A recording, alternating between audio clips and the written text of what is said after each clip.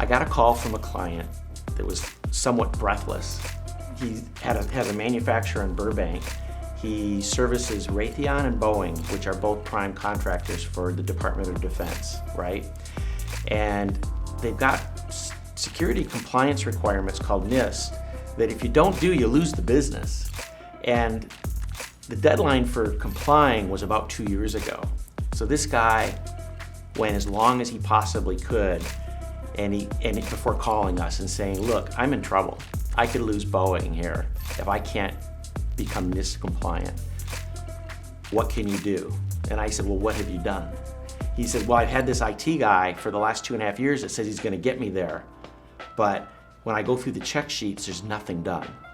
What can you do for me? And I said, okay, I'll be right over. And I go over there, we set up an onboarding plan, and within 6 weeks, he got his write-off. He basically got signed off on NIST. And we can meet those kind of deadlines for manufacturers, and it's what we do. If you're stuck with the IT company that can't get you there, we're your guys.